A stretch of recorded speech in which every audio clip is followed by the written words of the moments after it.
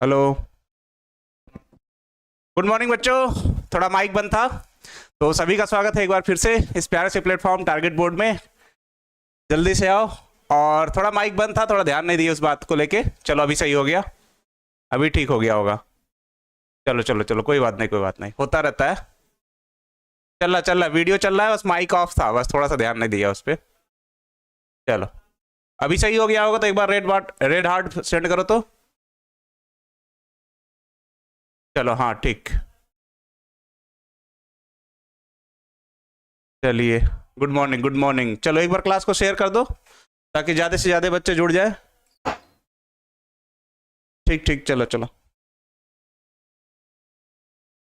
सही हो गया, सही हो गया, सही हो गया। दरभंगा की धरती को सादर प्रणाम। Good morning. बिहार की धरती को सादर प्रणाम। सरपंच सरकार, क्लास कब होगा? क्लास स्टार्ट होने जा रहा है भाई। सेकंड चैप्टर पुष्पी पौधों में जनन, रिप्रोडक्शन इन फ्लावरिंग प्लांट। ठीक, चलो प्रिंस सर ही जल्दी से क्लास स्टार्ट करेंगे। बस थोड़ा सा एग्जाम खत्म हुआ है, एक दो दिन के लिए रेस्ट चाहिए भाई उनको भी। पूरा क्लासेस एक तो उनकी ज़्यादा हुआ करती थी, ठीक है ना। सर बोले थे बायोलॉजी में प्रैक्टिकल होगा, तो भाई प्रैक्टिकल वाला सब्जेक्ट आएगा तब तो प्रैक्टिकल होगा। आप बताओ, पुष्पी पौधों पे जनन फ्लावर का प्रैक्टिकल किया जा सकता है? कर देंगे भाई।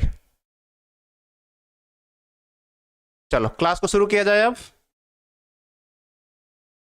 जितने लोग क्लास को देख रहे हो सबसे पहले लाइक कर देना और शेयर कर देना, ठीक। चलो, तो आज जो चैप्टर है वो है पुष्पी पौधों में जनन, रिप्रोडक्शन इन फ्लावरिंग प्लांट, और उसका ये पार्ट 1 है। इसके बाद सारी क्लासेस आपके एप्लीकेशन पे चली जाएंगी। तो जितने बच्चे बैच में होंगे उतने बच्चों को फायदा होगा, जितने बच्चे बैच में नहीं हैं उन बच्चों के लिए बच्चे आपसे निवेदन है कि आप वरदान बैच से जुड़िए।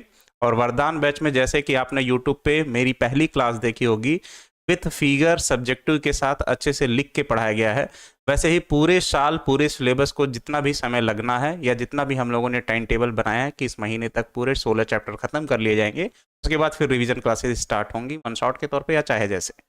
तो बच्चे आप लोग वरदान वैसे अगर नहीं जुड़े हैं तो वरदान वैसे जुड़ जाइए। सबसे पहला निवेदन तो आप लोगों से यही है, ठीक है ना। चलिए हाँ, चलो तो पहला चैप्टर हम लोग लिखते हैं क्या, पुष्पी पौधों में जनन या रिप्रोडक्शन इन फ्लावरिंग प्लांट। तो पहले इंग्लिश में एक बार लिख लिया जाए, रिप्रोडक्शन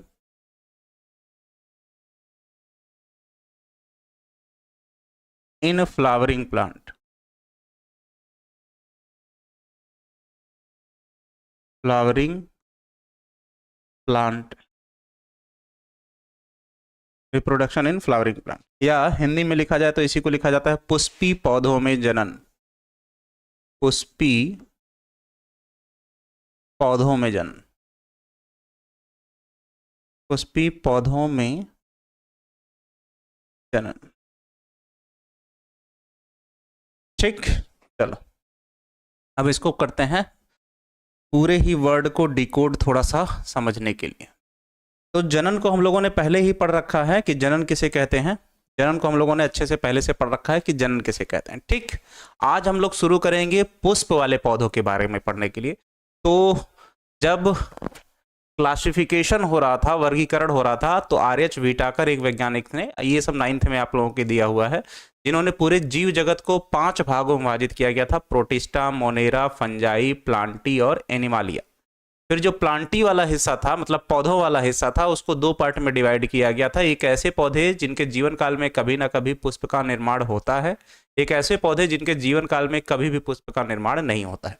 तो सबसे पहले हम लोग पौधों को, सबसे पहले क्या करते हैं, हम लोग पौधों को 2 भागों में डिवाइड करने के लिए सोच रहे हैं, ठीक। एकदम बेसिक से समझना, एकदम 9th वाली किताब भी उठ के मत पढ़ने लगना बच्चे, उससे आपका ही समय नुकसान होगा। इतना भी बेसिक से ना पढ़ो कि जो आपका समय नुकसान करे। अपना स्टैंडर्ड अब एक बनाइए कि हम इस लेवल में आ चुके हैं तो यहाँ से पढ़ना स्टार्ट करेंगे, तो उस चीज पर भी विशेष ध्यान दीजिए, ठीक है ना। तो सबसे पहले जो प्लांट है, पौधे हैं, ठीक है ना, जो पौधे हैं, ठीक है ना, ठीक। इसको 2 पार्ट में डिवाइड किया गया। एक वो पौधे जिनके जीवन काल में कभी ना कभी पुष्प का निर्माण होता है, और एक वो पौधे जिनके जीवन काल में कभी भी पुष्प का निर्माण नहीं होता।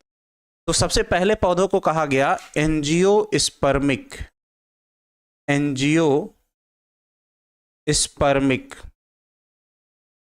और दूसरे पौधे को कहा गया नॉन एंजियोस्पर्मिक। नॉन मतलब नहीं, नॉन एंजियोस्पर्मिक।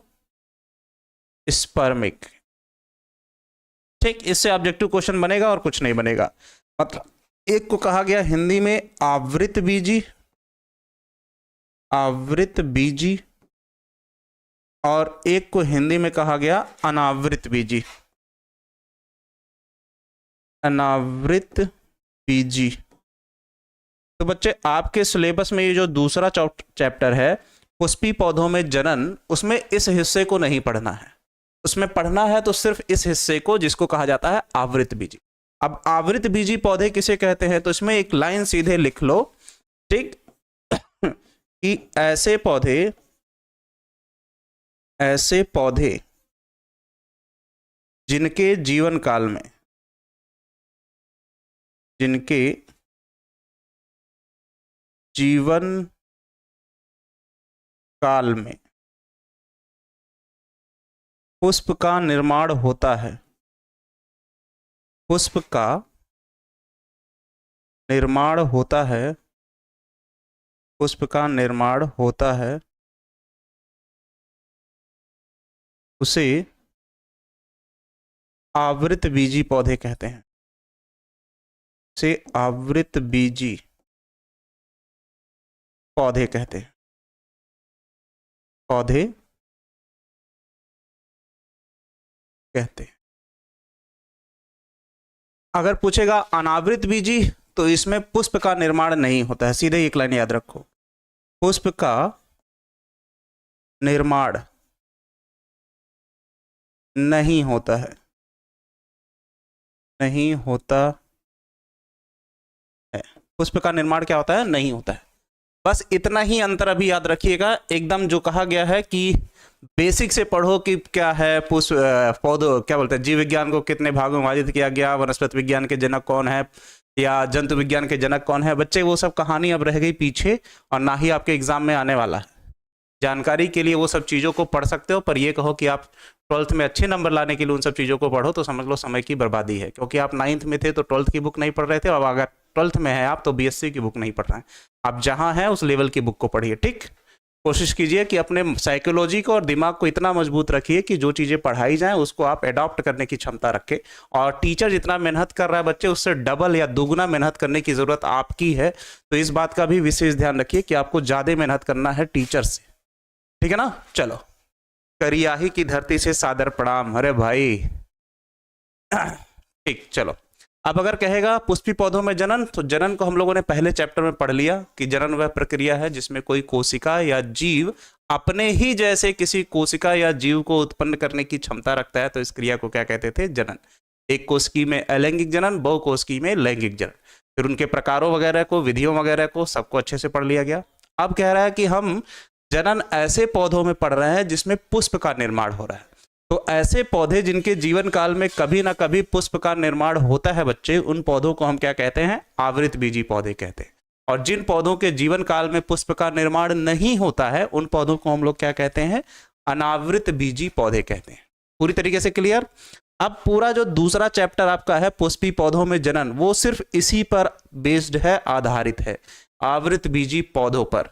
उनकी विशेषताएं क्या होती हैं, पुष्प क्या होता है, पुष्प की संरचना क्या होती है, पुष्प में नर जननांग क्या होते हैं, पुष्प में नर युग्मक कैसे बनते हैं, पुष्प में मादा जननांग क्या होते हैं, मादा युग्मक कैसे बनते हैं, निषेचन कैसे बनता है, बीज कैसे बनता है, भ्रूण कैसे बनता है, अगली पीढ़ी कैसे आती है।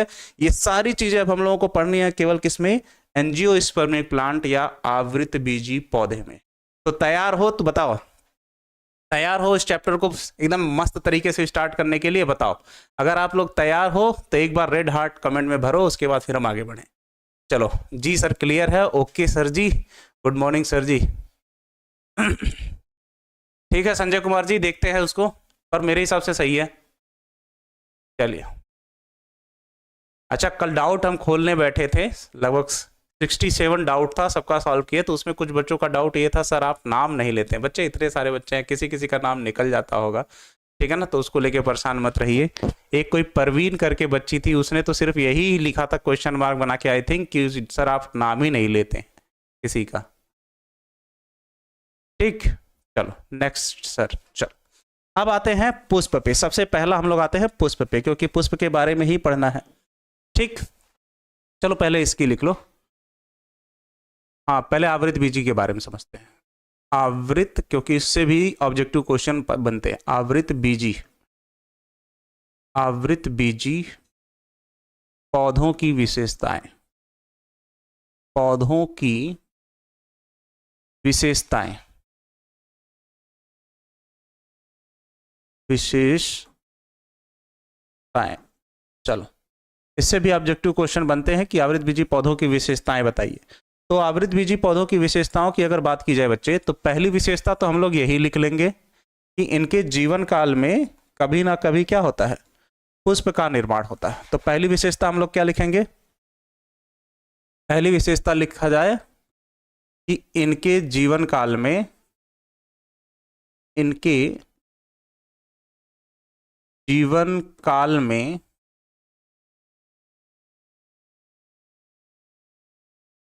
कभी न कभी, कभी न कभी पुष्प का निर्माण होता है, पुष्प का निर्माण होता है। अब आप लोगों का समझिए एक टेस्ट है जो कि पहले चैप्टर से रिलेटेड है ये विशेषता। ठीक, दूसरी विशेषता जो पहला चैप्टर में आप लोगों ने पढ़ा था उससे समझ लीजिए आपका ये टेस्ट है। ठीक, पूछता था उसमें पढ़ाया था मैंने, इनके जीवन काल में, इनके जीवन काल में दो अवस्थाएं, दो अवस्थाएं आती हैं, दो अवस्थाएं आती हैं।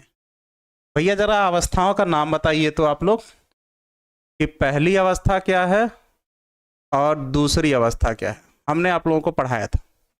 चलो बताओ तो, आवृत बीजी पौधों की विशेषताएं, वहां भी हमने आपको बताया था। इनके जीवन काल की जरा दो विशेषताएं बताइए तो। चलिए दो विशेषताएं कह रहे हैं, अवस्थाएं बताइए तो। दो अवस्था होती है, लिख तो दिया बच्चे, ASET243 ID। चलो अवस्था का नाम बताओ जरा फटाक से। लैंगिक जनन और अलैंगिक जनन ना, स्पोरोफिटिक और गैमेटोफिटिक। टारगेट बोर्ड 12th करके बच्चे ने लिखा है स्पोरोफिटिक और गैमेटोफिटिक। पहली अवस्था है स्पोरोफिटिक, पहली अवस्था है गैमेटोफिटिक, सॉरी गैमेटोफिटिक, पहली अवस्था है गैमेटोफिटिक, या इसी को हम लोग कहते हैं युग्म कोदभिद, युग्म कोदभिद, युग्म कोदभिद अवस्था। और यह युग्म कोदभिद अवस्था कैसी होती है? अगुणित होती है। और दूसरी अवस्था थी बच्चे क्या? स्पोरोफिटिक, स्पोरोफिटिक, या इसी को हम लोगों ने कहा था बीजाणुद्भिद, बीजाणुद्भिद, बीजाणुद्भिद अवस्था। और ये हमेशा कैसे होती है बच्चे? द्विगुणित होती है। चलो कम से कम याद तो है तुम लोगों को, मतलब पढ़ रहे हो अच्छे से। और अगली विशेषता इसमें क्या लिखा था हम लोगों ने? इसमें द्विनिषेचन की क्रिया होती है या दोहरा निषेचन। सर आप कब से पढ़ाइएगा? भैया हम ही तो पढ़ा रहे हैं, ठीक है ना। तीसरी विशेषता क्या लिखे थे? इसमें या इन पौधों में, इन पौधों में दोहरा निषेचन, दोहरा या द्विनिषेचन, द्विनिषेचन, या इसी को इंग्लिश में क्या लिखते थे? डबल फर्टिलाइजेशन, डबल फर्टिलाइजेशन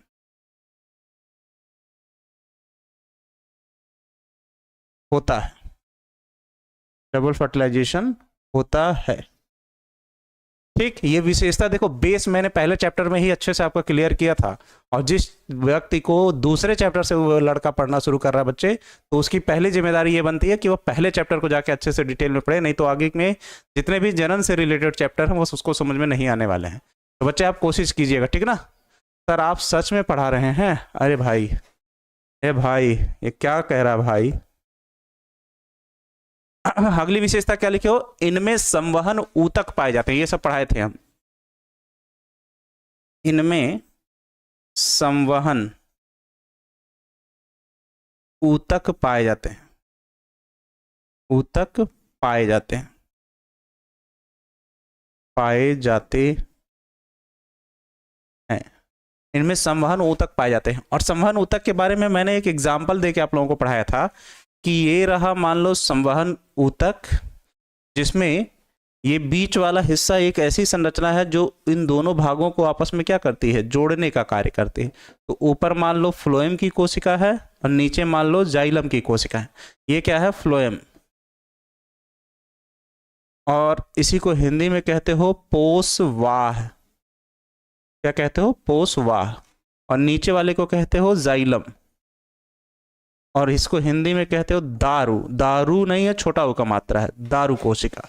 और इन दोनों संरचनाओं को जो आपस में जोड़ती है उसे कहते हो कैम्बियम, और इसी को कहते हैं एधा।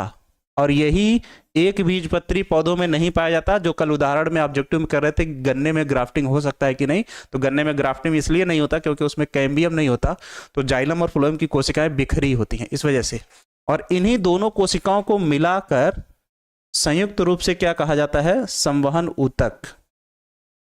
संवहन ऊतक कहा जाता है, या इसी को वैस्कुलर टिश्यू कहते हो, वैस्कुलर टिश्यू कहते हो। तो ये ऑब्जेक्टिव में भी देता है और 2 नंबर के थ्योरी में भी पूछता है कि संवहन ऊतक किसे कहते हैं। अब बच्चे यहाँ पे मेन जानकारी जो लिखनी है वो ये है कि फ्लोएम क्या करता है और जाइलम क्या करता है। तो जाइलम करता है जल अवशोषण। क्या करता है? अवशोषण। और फ्लोएम क्या करता है? पोषक तत्वों को पौधों के सभी भागों में पहुंचाता है, पौधों के सभी भागों में पहुंचाता है, सभी भागों में पहुंचाता है, ठीक है ना? पहुंचाने का कार्य करता है। तो ये क्या करता है? पोषक तत्वों को पौधे के सभी भागों में पहुंचाने का। तो 2 नंबर में ये भी पूछता है कि संवहन ऊतक किसे कहते हैं। तो संवहन ऊतक जब जाइलम और फ्लोएम की कोशिकाएं एक दूसरे के साथ कैम्बियम की या एधा की सहायता से जुड़ी हो तो उसे संवहन ऊतक कहते हैं। जिसमें जाइलम की कोशिकाएं मृदा से जलोशोषण में सहायता प्रदान करती हैं और फ्लोएम की कोशिकाएं पोषक तत्वों को या प्रकाश संश्लेषण में बनने वाले भोजन को पौधे के सभी भागों में क्या करती हैं? पहुंचाने का कार्य करती हैं। या 2 नंबर में अलग से पूछेगा कि आवृत बीजी पौधों की विशेषताएं बताइए। तो आवृत बीजी पौधों की विशेषता क्या क्या हो जाएगी? इनके जीवन काल में कभी ना कभी पुष्प का निर्माण होता है। इनके जीवन काल में 2 अवस्थाएं आती हैं, एक को युग्मकोद्भिद और एक को बीजाणुद्भिद अवस्था कहते हो। ऑब्जेक्टिव में पूछेगा, I always support you, thank you बच्चा। ऑब्जेक्टिव में पूछेगा कि युग्मकोद्भिद अवस्था कैसी होती है? तो अगुणित होती है। बीजाणुद्भिद अवस्था कैसी होती है? तो द्विगुणित होती है। इनमें दोहरा निषेचन होता है कि नहीं? तो होता है भाई साहब। दोहरा निषेचन एक अलग हेडिंग है जिसको आप क्लास में अभी पढ़ोगे, ठीक है ना, बैच में। फिर पूछेगा इसमें संवहन ऊतक पाए जाते हैं कि नहीं? पाए जाते हैं। संवहन ऊतक किसकी सहायता से आपस में जुड़े होते हैं? तो कैम्बियम या एधा की सहायता से आपस में जुड़े होते हैं। क्या इसमें कलम लगाने या ग्राफ्टिंग की क्रिया की जा सकती है? तो बिल्कुल की जा सकती है, क्योंकि इसमें कैम्बियम पाया जाता है। संवहन ऊतक में कितनी कोशिकाएं होती हैं? 2 कोशिकाएं होती हैं, एक जाइलम और एक फ्लोएम। जाइलम का क्या कार्य है? जाइलम का कार्य है जल अवशोषण। फ्लोएम का क्या कार्य है? प्रकाश संश्लेषण की क्रिया में बनने वाले पोषक तत्वों को पौधे के सभी भागों में पहुंचाना। ये उसका क्या होता है? कार्य होता है। ठीक, चलो बताओ सर ऐप पर कब से पढ़ाएंगे? इसके बाद की क्लासेस एप्लीकेशन पे चलेंगे, ठीक। चलो, होगा कल से सीतामढ़ी की धरती से ज्यादा पढ़ा। बताओ इतनी चीजें अच्छे से समझ में आ गई हो तो कमेंट में पूरा रेड हार्ट भरिए ताकि हम आगे बढ़े, ठीक है ना। सर जी नाच नाच के पढ़ाइए। लो भाई, हो गया एक स्टेप। और कुछ? मेरा नाम अभिषेक है भाई, अभिषेक एसपी सर कहते हैं।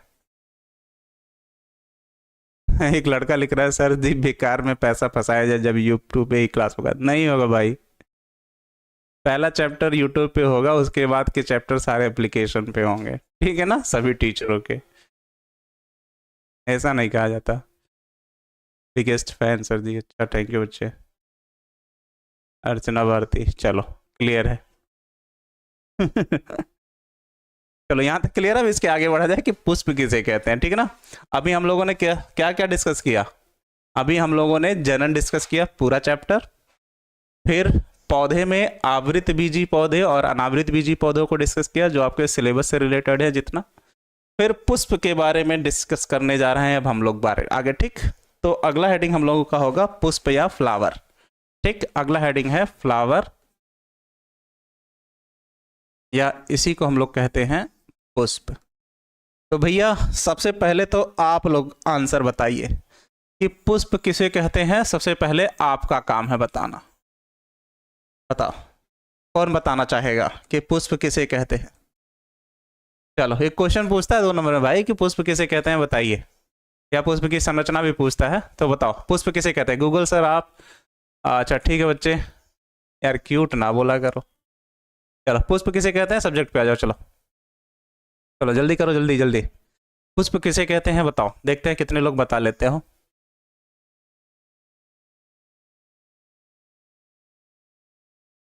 ऑनलाइन की इस क्लास से आपके सारे नंबर अच्छे से बन जाएंगे। मैं बायो की बात नहीं कर रहा, सारे सब्जेक्ट की बात कर रहा हूँ। एप्लीकेशन पर सारे टीचरों का वीडियो एग्जाम टाइम का पड़ा है, जाके एप्लीकेशन पे कह रहे हैं यूट्यूब पे कि किसका कितना क्वेश्चन आया, आप लोग देख सकते हैं अच्छे से जाके, ठीक। अभिषेक डीएसपी सर, अरे वाह। एक लड़का पूछ रहे हैं कि पुष्प किसे कहते हैं, तो एक लड़का लिखा है फूल को पुष्प कहते हैं। 1 मिनट बच्चे।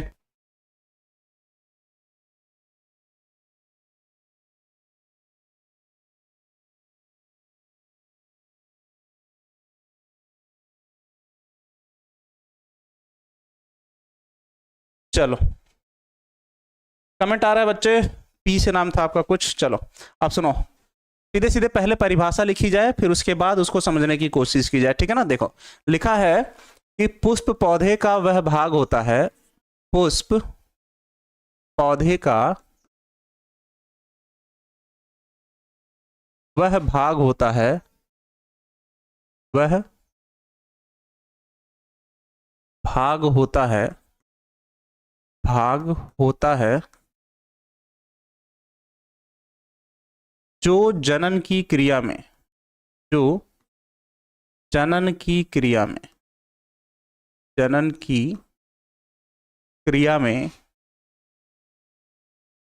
जनन की क्रिया में सहायता प्रदान करता है। जो जनन की क्रिया में क्या करता है, सहायता प्रदान करता है, प्रदान करता है, जिसका निर्माण, जिसका निर्माण प्ररोह, या इसी को इंग्लिश में लिखा जाता है शूट, की सहायता से होता है, की सहायता से होता है, सहायता से होता है। या एक बुक में आपके लाइन लिखी है जिसको आप भी लिखिएगा अच्छे से कॉपी में, flower is the, flower is the modification, modification of shoot, ठीक। ये लाइन आपके बुक में लिखी है। इसी को हिंदी में लिखा है पुष्प प्ररोह का, पुष्प प्ररोह का रूपांतरित या परिवर्तित, या परिवर्तित रूप होता है, रूप होता है। पुष्प प्ररोह का रूपांतरित या परिवर्तित रूप होता है। ये आपकी किताब में लाइन लिखी हुई है, ठीक। अब सबसे जरूरी चीज देखो, यहां से कितने क्वेश्चन पढ़ते हैं, ठीक है ना। भागलपुर की धरती को सादर प्रणाम। बच्चे देखो इतने क्वेश्चन कैसे बनेंगे। पहला पूछता है कि पुष्प पौधे का कौन सा भाग है, तो भैया पुष्प पौधे का कौन सा भाग है, जनन वाला भाग है, जो जनन की क्रिया में क्या करता है, सहायता प्रदान करता है। दूसरा पूछता है कि पुष्प का निर्माण किससे होता है, तो पुष्प का निर्माण होता है प्ररोह से, या ऑप्शन में दे सकता है किससे, सूट से। अब ये बात भी उठ सकती है कि सूट या प्ररोह क्या होता है, उसको अगले पेज में समझाते हैं। दूसरा ये क्वेश्चन पूछता है कि पुष्प किसका परिवर्तित या रूपांतरित रूप होता है, तो पुष्प प्ररोह का परिवर्तित या रूपांतरित रूप होता है। परिवर्तित मतलब एक रूप से दूसरे रूप में चेंज हो जाना, और रूपांतरित का अर्थ भी वही है, एक रूप से दूसरे रूप में चेंज हो जाना। सबसे जरूरी चीज कि पुष्प की संरचना के बारे में बताया किसने, पुष्प की संरचना के बारे में बताया किसने, तो नोट करके यहां एक लिख लो, ठीक है ना, कि पुष्प के बारे में या पुष्प की संरचना, मतलब इन सब चीजों के बारे में, पुष्प की संरचना के बारे में प्रोफेसर गोथे ने बताया था, तो भैया इस वैज्ञानिक का नाम शायद ही आपने पहले कभी सुना हो कि प्रोफेसर गोथे कौन थे, तो प्रोफेसर गोथे वह व्यक्ति थे जिन्होंने पुष्प की संरचना के बारे में क्या किया था, बताया था। यहां तक कि इस स्लाइड से सारी चीजें क्लियर हो, तो बताओ मुझे समझाना है अभी किसके बारे में, प्ररोह या सूट के बारे में, बताओ। चलिए बांका डिस्ट्रिक्ट से सादर प्रणाम। चलो बच्चे बांका डिस्ट्रिक्ट वालों को भी स्वागत है। मधुपेरा, पुष्प और फूल में अंतर बताइए। बच्चे पुष्प संस्कृत का शब्द है और फूल हिंदी का शब्द है, यही अंतर है और कुछ नहीं अंतर है, ठीक है ना। चलो सर मेरे में जीवों में जनन चैप्टर नहीं है बच्चे। न्यू एनसीईआरटी जो रिवाइज्ड हुई है बच्चे उसमें 13 चैप्टर हैं, और जो ओल्ड एनसीईआरटी है बच्चे उसमें 16 चैप्टर हैं। इस साल के जितने भी क्वेश्चन बने सब्जेक्टिव वाले वो आपके न्यू एनसीईआरटी के हिसाब से बने, और जो ऑब्जेक्टिव क्वेश्चन बने उसमें ओल्ड एनसीईआरटी के भी क्वेश्चन थे। तो दोनों चीज़ों को देखते हुए हम ओल्ड एनसीईआरटी को ही फॉलो करेंगे। 13 चैप्टर की जगह आपको 16 चैप्टर पढ़ाए जाएंगे, तो एग्जाम में आपके लिए ज़्यादा बेनिफिशियल होंगे, ठीक है ना। चलो ईशान अंसारी जी होगा बच्चे, पर अभी चीज़ें अनुकूल हो जाए सारी चीज़ें तब, ठीक है ना। चलो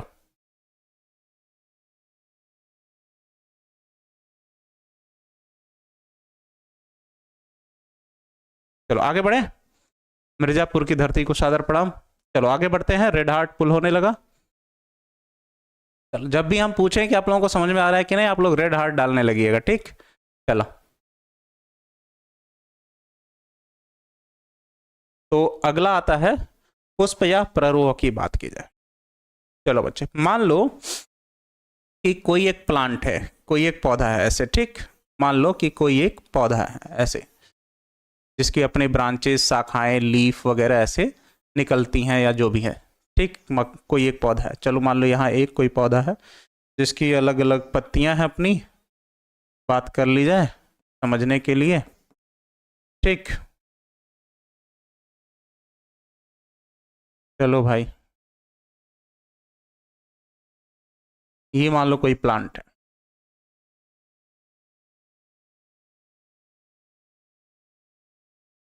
तो आपने अक्सर देखा होगा पुष्प के ऊपरी भाग में, पुष्प के कह रहे हैं पौधे के ऊपरी भाग में अधिकतर ज्यादा फूल खिलते हैं, इसके मुकाबले निचले भाग के, ठीक।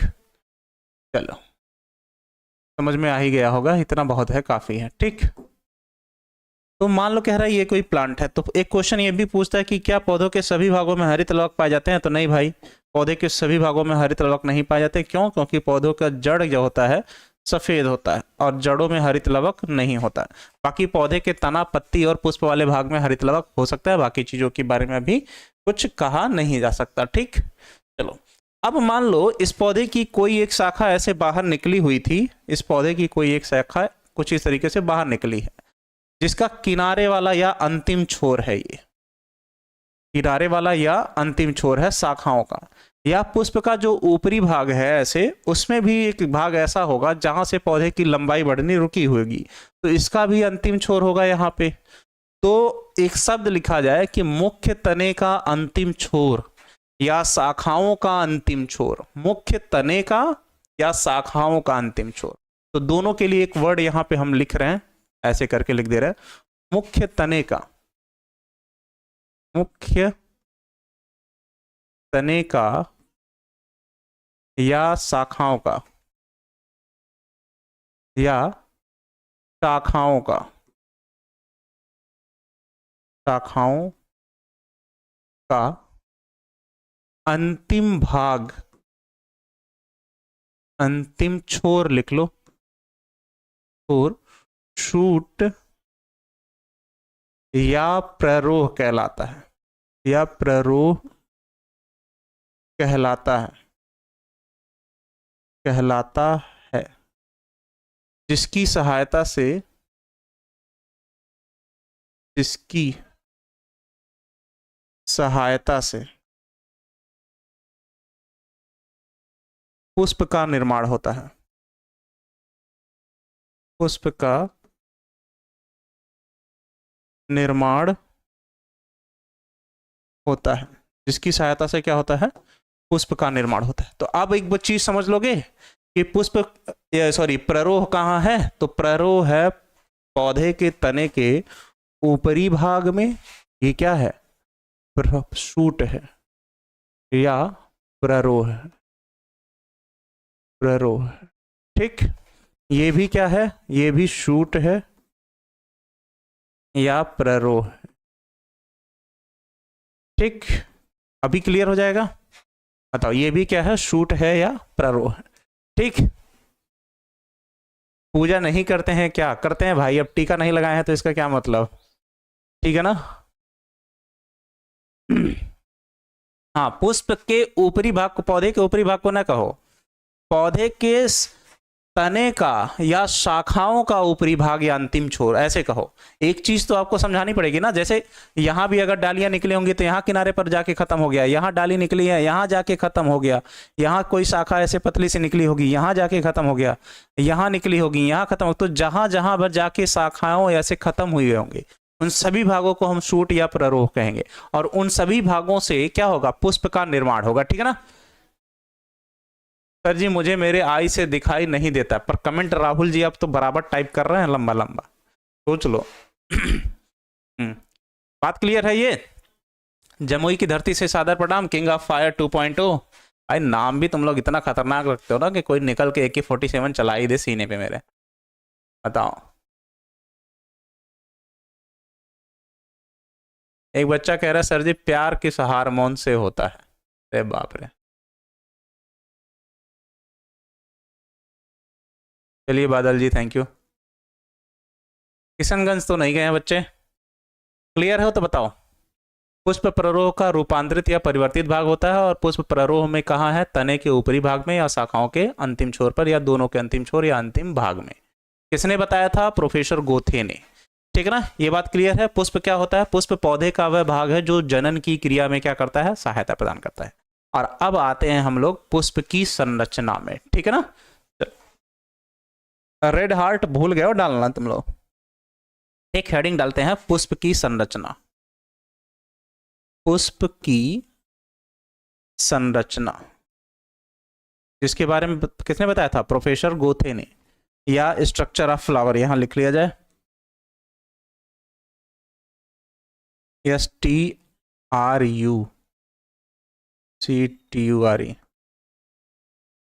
Of flower, structure of flower या पुष्प की संरचना। चलो भाई अब इसको थोड़ा सा पढ़ा जाए, पुष्प की संरचना। तो भैया आप लोगों से निवेदन है कि प्यास लगे तो कुआं खोदने वाली कहानी मत करिएगा, अभी से फिगर और सारे सब्जेक्ट को तैयार करते हुए चलिएगा। ये मत सोचिए कि एग्जाम टाइम पे हम लोग पढ़ेंगे, भैया एक रात में टॉपर नहीं बना जा सकता। इस बात को एक तो मन में बैठा लेना कि जो व्यक्ति पहले दिन से सिंसियरली पूरा क्रम से पूरा तरीके से अपने मन से, शरीर से, दिमाग से, चाहे जिससे कहोगे स्थिर रह के पूरे साल भर पढ़ाई करेगा, उसकी पढ़ाई और आप जो लास्ट में 3 महीने 4 महीने पढ़ाई करोगे उसमें तो अंतर दिखेगा भाई साहब। तो आप लोगों से निवेदन है कि चाहे बायो हो या physics, chemistry, Hindi, English, math, के भी आर्ट्स के सब्जेक्ट हो, जो भी बच्चे हो, सभी बच्चों से निवेदन है कि वो क्या करें, एकदम मन से अभी से सिंसियरली लगे रहें, ठीक है नहीं। जिंदगी बदलने के लिए कई रातों को चलना पड़ता है, किसी बच्चे ने कमेंट किया है। चलो, तो सबसे पहले पुष्प की संरचना, और देखो फिगर आप लोग एकदम अच्छा बनाइएगा, और फिगर अच्छा तब बनेगा बच्चे जब आप अभी से प्रैक्टिस में लगे रहोगे चित्र को लेके, ठीक। चलो, क्या हो रहा है भाई, आज हमारा ही फिगर गड़बड़ हो रहा है, देख रहे हो, देख रहे हो विनोद। चलो, अलग अलग कलर को से अलग अलग हिस्सों को बना दिया जाए ताकि नाम लिखते वक्त आसानी से समझ में आए, ठीक है ना। चलिए भाई, आसानी से समझ में आए, एक इधर भी बना दिया जाए। हालांकि ये एक बार में एक ही पेन से बन सकता है बिना किसी लाम लपेटे के, पर जानबूझ के ये अलग अलग कलर से हम बना रहे हैं ताकि नाम जब लिखें तो आप लोगों को अच्छे से क्लियर हो कि किस भाग का नाम लिखा जा रहा है, और उसी कलर से उस नाम को लिखा जाएगा। और आप लोग एग्ज़ाम में केवल ब्लैक पेन का ही उपयोग कीजिएगा, इससे ज़्यादा कलरफुल पेन मत लेके जाइएगा, ठीक है ना। चलो बस इतना, इससे ज़्यादा कोशिश मत कीजिएगा। चलो भाई, थोड़ा साइड में हो जाओ, नाम भी लिखना है। चलो, अब जिस कलर से जो है उसको नाम लिखने की कोशिश की जाए ताकि अच्छे से समझ में आ जाए, ठीक है ना। सर जी डाउट क्लियर नहीं हुआ है, अच्छा ठीक है बच्चे, देखते हैं। डाउट सेशन में तो डाउट जाके क्लियर कर ही चुके कल ही हम, ठीक।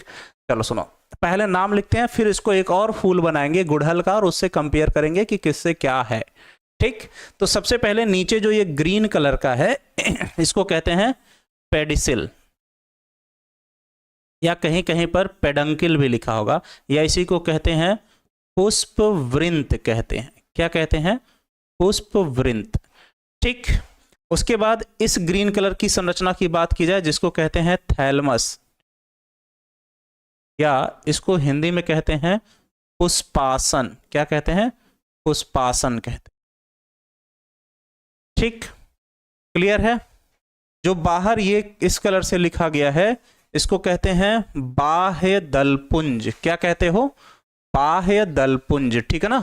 जिसको क्या कह रहे हो? बाह्य दल कह लो, अभी सीधे सीधे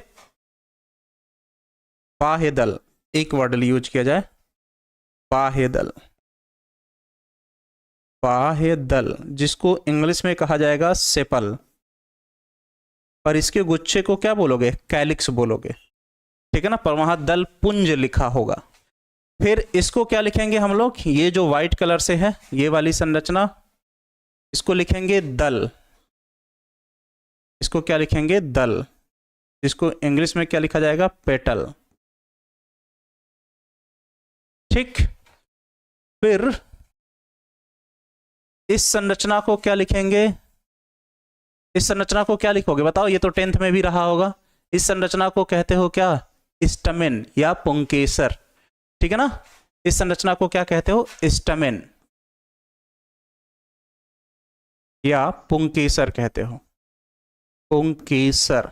पर इसके गुच्छे को हम लोग कहते हैं क्या? एंड्रोसियम, जिसको पुमंग लिखा जाता है, ठीक। और बीच वाले हिस्से को क्या कहते हो? कार्पेल या पिस्टिल या स्त्री केसर। बीच वाले हिस्से को क्या कहते हो?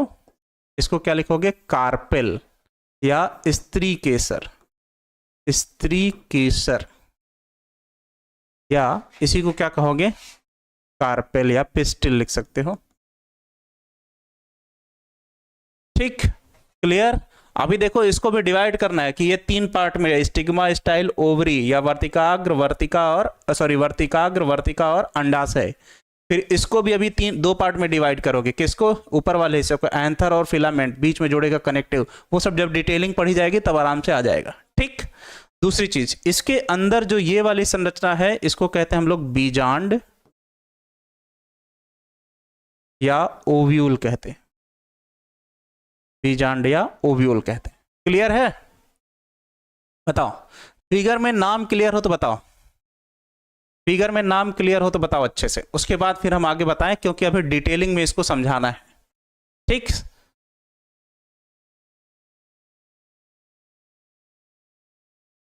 सर जो आप अच्छे से पढ़ाते हैं वो हमें समझ तो आता है, पर क्लास में ही समझ में आता है और क्लास के बाद भूल जाता है। एक बच्चे ने लिखा, बच्चे इसे कहा जाता है प्रेजेंस ऑफ माइंड कितना आपका काम कर रहा है।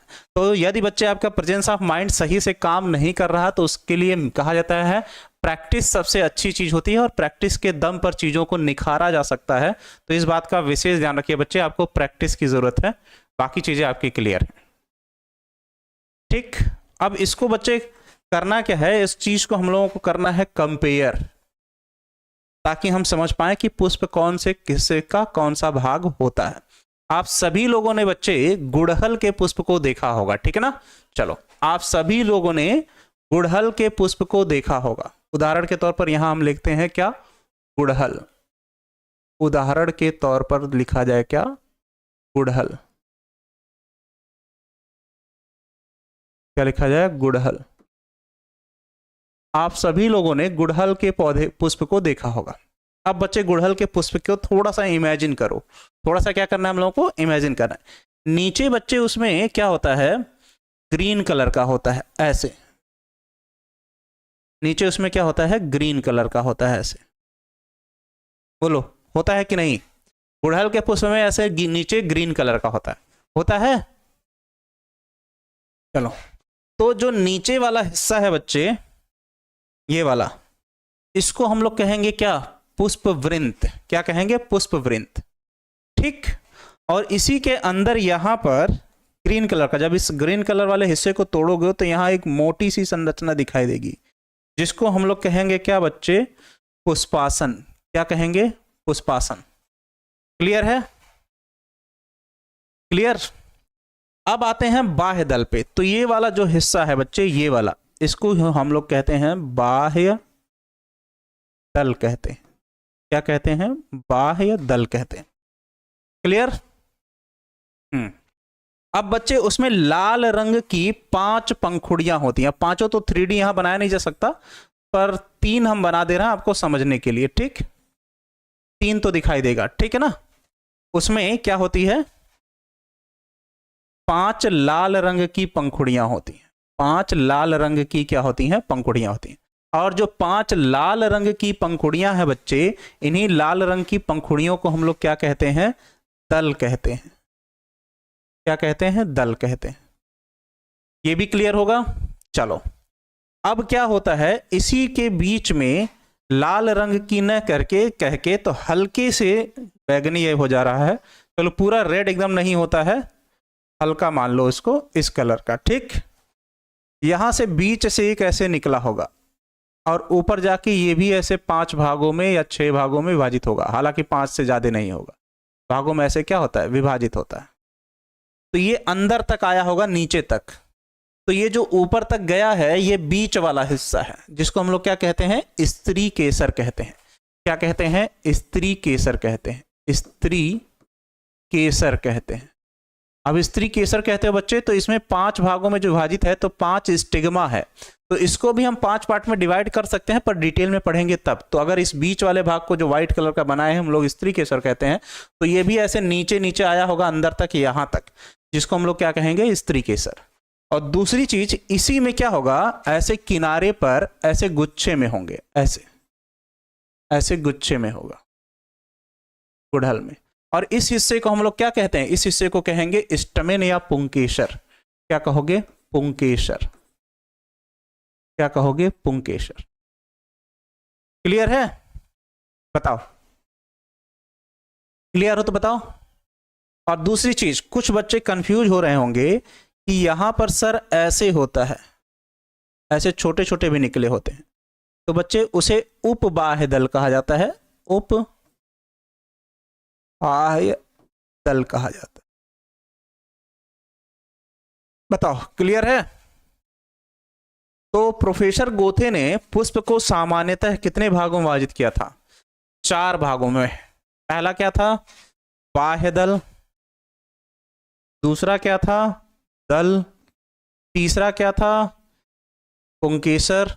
और चौथा क्या था, स्त्री केसर, जिसमें मुख्य रूप से जो है प्राथमिक जनन अंग स्त्री केसर और पुंकेसर है, बाकी सब जितने भी नाम आएंगे वो क्या आएंगे, सहायक जनन अंग में।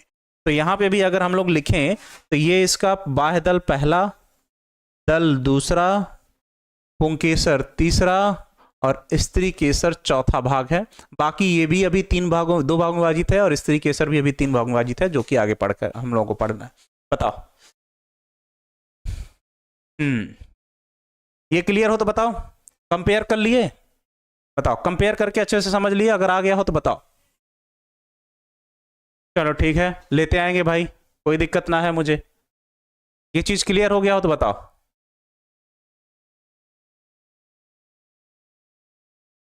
अच्छा, एक बच्चा लिखा प्रोफेसर गोथे ने फूल के विभिन्न वर्गों को खोज कर आपको बता दिया। नहीं भाई, हमने किताब पढ़ा तो हमें पता चला। ठीक है ना, चलो बताओ। नहीं, तंतु और पुंकेसर एक नहीं है, दोनों अलग चीजें हैं बच्चे, उसको अभी हम समझा दे रहे हैं। ठीक है ना, बताओ क्लियर है।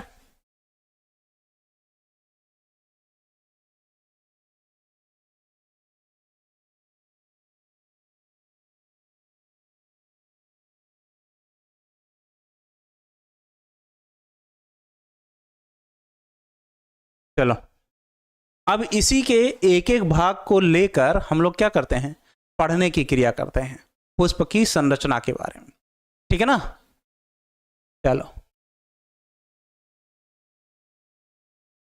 चलो बढ़िया है। अब इसी को एक एक भाग को लेकर पढ़ने की बात करते हैं। अब इसी पुष्प के द्वारा पौधों में क्या होता है, जनन होता है, जिसके कारण जीवों की पीढ़ियां निरंतर आती जाती रहती हैं, और इसी क्रिया को हम लोग क्या कहते हैं, पीढ़ी एकांतरण।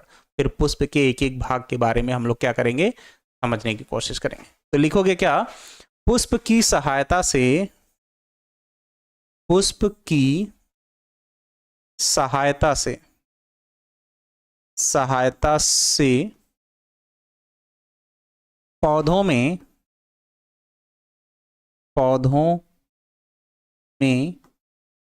जनन की क्रिया होती है, जनन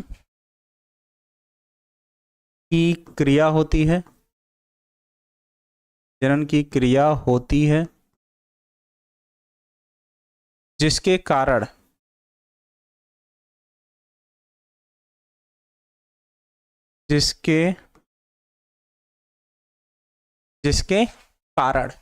जीवों की पीढ़ियां, जिसके कारण जीवों की पीढ़ियां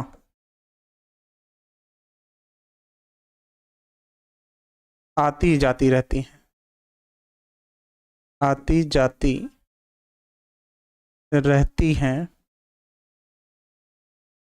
जिसे पीढ़ी एकांतरण कहते हैं, जिसे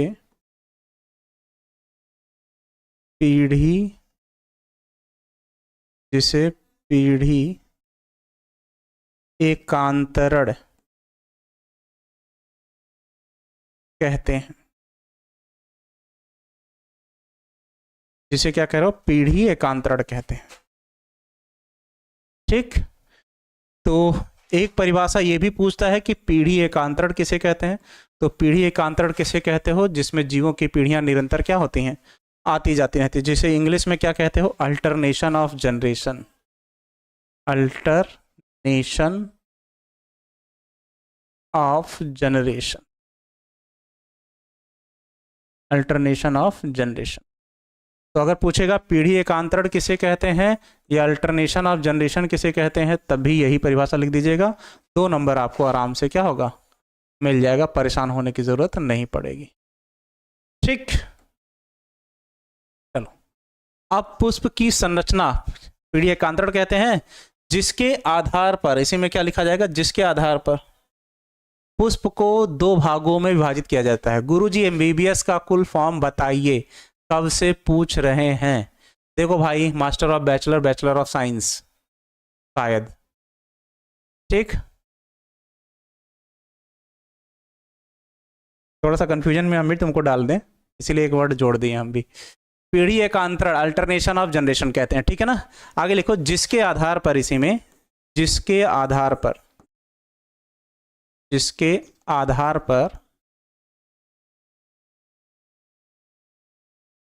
पुष्प को पहले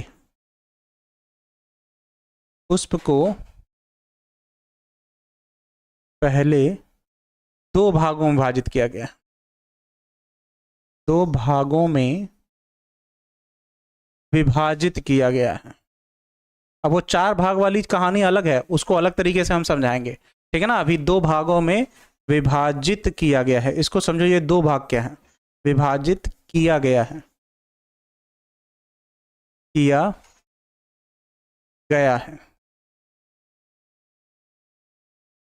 ठीक। पहला भाग है आवश्यक जनन अंग, आवश्यक जनन अंग, जिसे प्राथमिक जनन अंग भी कहते हो। इसे प्राथमिक जनन अंग भी कहते हो, प्राइमरी सेक्स ऑर्गन, ठीक। दूसरा है सहायक जनन अंग, सहायक जनन अंग, या इसी को हम लोग कहते हैं द्वितीयक जनन अंग, द्वितीयक जनन अंग। अब प्राथमिक जनन अंग में क्या क्या आएगा? जो सबसे जरूरी था, प्राथमिक जनन अंग में एक नर जनन अंग है और एक मादा जनन अंग है, मतलब एक पुंकेसर है और एक स्त्री केसर है। इसमें होगा क्या? पुंकेसर और स्त्री केसर, पुंकेसर और स्त्री केसर। और बाकी जो भी नाम बचे कौन कौन से, बाह्यदल, दल, थैलमस, पुष्पवृंत, ये सारे के सारे नाम आ जाएंगे किसमें? द्वितीयक जनन अंग में। तो पहला इसमें लिख लो पुष्पासन, पहला लिख सकते हो पुष्पासन, दूसरा लिख सकते हो बाह्यदल, तीसरा लिख सकते हो दल, और आदि लिख लो, क्योंकि इसके अलावा और भी अंग हैं पुष्प में, क्योंकि डिटेल में जब पढ़ेंगे तब पता चलेंगे। लेकिन प्राथमिक जनन अंग में पुंकेसर और स्त्री केसर के अलावा और कुछ नहीं आएगा, ठीक है ना।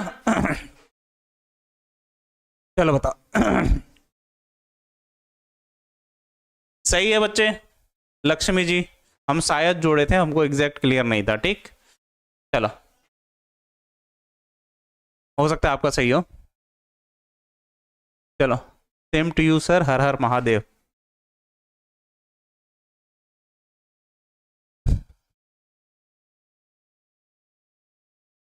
इसमें कुछ पर्सनल प्रॉब्लम भी डिस्कस हो रहे हैं क्या भाई? फेस पर पिंपल जो बच्चे होता है वो सब चीजें हार्मोनल है, वो सब चीजें होती रहेंगी। पूर्णिया से एक बच्चा है, थैंक यू बच्चे। चलो, जल्द मिल जाएगा पीडीएफ बच्चे। देखो, जो क्लास में ये लिखाया जा रहा है ये आपको एग्जाम से रिलेटेड है, ये अपनी भाषा में। जो आपको A4 साइज पीडीएफ नोट्स मिलेगा बच्चे, वो भी आपके एग्जाम में बहुत ज्यादा हेल्प करेगा। पर ये सोचिए कि हम उसी को एग्जाम में लिखेंगे तो वो नहीं लिख पाओगे बच्चे। रीजन मैं बताता हूं, क्योंकि उसको सिर्फ आपको समझने के लिए बताया गया है। इस चीज को तो आप क्लास में आके बैठ के लिख रहे हो, समझ रहे हो, इस पर अपना दिमाग लगा रहे हो, नहीं समझ में आ रहा है कमेंट कर रहे हो, डाउट में डालोगे, ये सारी चीजें। तो एग्जाम में तो आप यही लिख पाओगे, जो आपको नोट्स मिलेगा वो आपको सिर्फ हेल्प करेगा चीजों को समझने के लिए। एक तरीके से सुविधादाता होगा, फैसिलिटेटर होगा, जैसे शिक्षक एक फैसिलिटेटर होता है, सुविधादाता। रीजन क्या है कि पहले पढ़ाया जाता था तो उसे कहा जाता था चाइल्ड सेंटर एजुकेशन, मतलब पहले जो पढ़ाया जाता था उसे कहा जाता था टीचर सेंटर्ड एजुकेशन, मतलब इस शिक्षक को कितना आता है वो बच्चे को सिखाए, कि मुझे कितना आता है वो हम बच्चों को सिखा रहे हैं, तो उसको कहा जाता था टीचर सेंटर्ड एजुकेशन। तो उसको चेंज करके कहा गया अब CCE, चाइल्ड सेंटर्ड एजुकेशन। इसको सामान्य भाषा में समझो, हालांकि इस CC का फुल फॉर्म और भी कुछ होता है, तो चाइल्ड सेंटर एजुकेशन मतलब अब यहाँ बच्चे की आवश्यकता अनुसार सिखाया जाए कि बच्चे के लिए क्या जरूरी है, और जो भी चीजें उसको सिखाई जाए उसको उसके दैनिक दिनचर्या से जोड़ के सिखाई जाए। जब मैं टीचर ट्रेनिंग ले रहा था तब उसमें सिखाया गया। तो दैनिक दिनचर्या से जोड़ने की बात ये रही कि एक तो हमें आर्टिफिशियल रूप से इस तरीके से पुष्प की संरचना को समझाया गया किताबी रूप से, लेकिन इसी चीज को हम अपनी दैनिक दिनचर्या में देखते हैं ये सब चीजों को, तो इससे ये हम समझ सकते हैं कि हम क्या चीज को क्या बोल रहे हैं और हमको क्या पढ़ना है क्या नहीं पढ़ना। अब इसमें ये वाला हिस्सा और ये वाला हिस्सा मुख्य रूप से क्या कहेगा, प्राथमिक जननांग। बाकी उन दोनों के लिए जो आवश्यक या सहायता प्रदान करता है जनन में, उसमें ये सब आ जाएंगे, सो सहायक जनन होंगे। ठीक है ना। किसने बताया था, प्रोफेसर गोथे ने। तो कुछ कहानियां आपको गढ़नी पड़ेंगी बच्चों को समझाने के लिए। जैसे मैंने पेड़ बनाया, फिर उसके अंतिम शाखाओं के बारे में समझाया, अंतिम छोर के बारे में बताया, शाखाओं के बारे में बताया, तो आपको पुष्प या प्ररोह के बारे में पता चला, या शूट या प्ररोह के बारे में पता चला, तो आपको ये समझ सकते हैं कि उसी की सहायता से पुष्प का निर्माण हुआ। फिर एक डिफिनीशन लिखा गया कि पुष्प प्ररोह का रूपांतरित या परिवर्तित भाग होता है इस तरीके से। फिर ये सारी चीजें किसने बताई थी, प्रोफेसर गोथे ने बताई थी इन सब चीजों को। फिर थोड़ा सा बेस तैयार किया गया कि आवृत बीजी पौधों की विशेषताएं क्या हो सकती हैं, जीवन काल में कितनी आवश्यकताएं क्या होती हैं, संवहन ऊतक क्या होता है, जाइलम और फ्लोएम क्या होता है। ये सारी चीजें बच्चे आपको अपने स्तर पर भी जाके समझनी होंगी, इस बात का विशेष ध्यान रखिएगा। ठीक है ना। तो आज हम लोगों ने क्या पढ़ा, पुष्पी पौधों में जनन का इंट्रोडक्शन, जिसमें पुष्प को दो भाग में विभाजित किया गया, एक आवृत बीजी एक अनावृत बीजी, जिसमें पुष्प का निर्माण होता है, आवृत बीजी जिसमें नहीं होता, अनावृत बीजी। दूसरी बात हम लोगों ने पढ़ा आवृत बीजी पौधों की विशेषताएं, इनके जीवन काल में कभी न कभी पुष्प का निर्माण होगा। जीवन काल में दो अवस्थाएं, युग्मकोद्भिद बीजाणुद्भिद अवस्था। युग्मकोद्भिद अवस्था है अगुणित और बीजाणुद्भिद अवस्था द्विगुणित होती है, और दोहरा निषेचन होता है जो कि आगे डिटेल में पढ़ना है। संवहन ऊतक पाए जाते हैं जिसमें जाइलम और फ्लोएम होता है, जिसे कैम्बियम की सहायता से आपस में जोड़ा जाता है। जाइलम जल अवशोषण में सहायता प्रदान करता है, जबकि फ्लोएम पोषक तत्वों को पौधों के सभी भागों में क्या करता है, पहुंचाने का कार्य करता है। फिर हम लोगों ने पढ़ा पुष्प के बारे में। पुष्प पौधे का वह भाग है जो जनन की क्रिया में सहायता प्रदान करता है। इसका निर्माण प्ररोह या शूट की सहायता से होता है। डिफिनीशन में एक लिखा गया है बुक में इसके लिए, flower is the modification of shoot, या पुष्प प्ररोह का रूपांतरित या परिवर्तित रूप होता है। किसने बताया था, प्रोफेसर गोथे ने।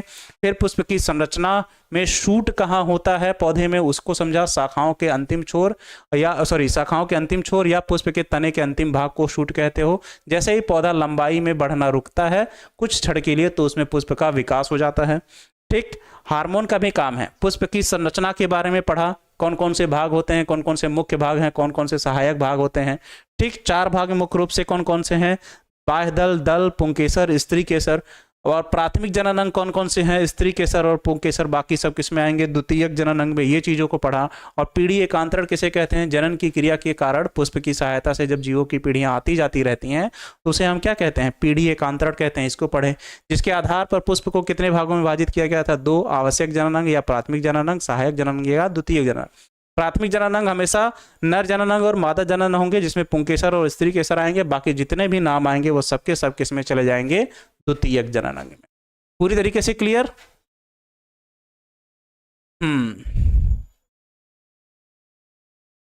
जहानाबाद की धरती से सादर प्रणाम स्वीकार बच्चे। चलो क्लियर है। तो सबसे पहले ये बताओ आज की क्लास कैसी लगी, कमेंट में पूरा रेड हार्ट भरो। उसके बाद दिन मिला जाए आप लोगों से कल की क्लास में एप्लीकेशन पर। अब यूट्यूब पर मेरी क्लासेस बंद रहेंगी। ठीक। चलो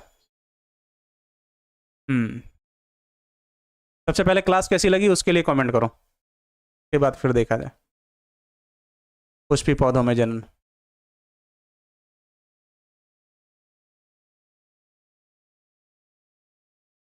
थियरी या सब्जेक्टिव पहले आप लोग क्लियर कीजिए, जो क्लास चली है उसके बाद सब्जेक्टिव क्वेश्चन आपसे कराए जाएंगे। ठीक।